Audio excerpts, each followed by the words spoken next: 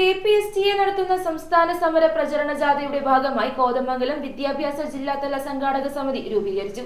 സംസ്ഥാന സർക്കാരിന്റേത് പൊതുവിദ്യാഭ്യാസ ദ്രോഹ നടപടികളാണെന്ന് ആരോപിച്ചാണ് സമര പ്രചരണ ജാഥ നടത്തുന്നത്.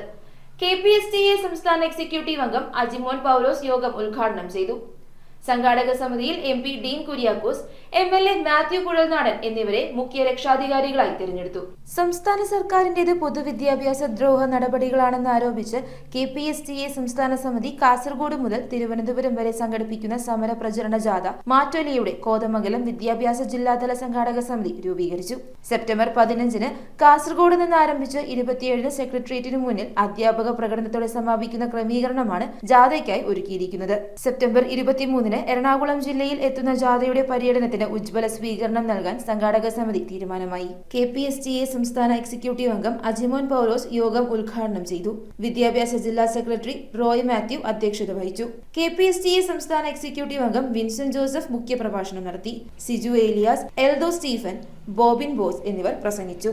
സംഘാടക സമിതി ഭാരവാഹികളായി MP ഡീൻ കുര്യാക്കോസ്, MLA മാത്യു കുഴൽനാടൻ എന്നിവരെ മുഖ്യ രക്ഷാധികാരികളായി തിരഞ്ഞെടുത്തു.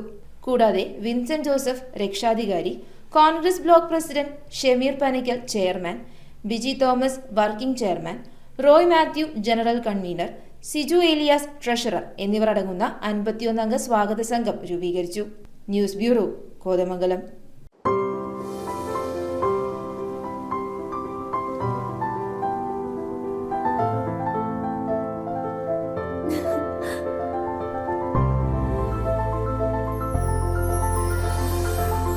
കളങ്കമില്ലാത്ത സൗഹൃദം പോലെ കലർപ്പില്ലാത്ത വിശ്വാസം.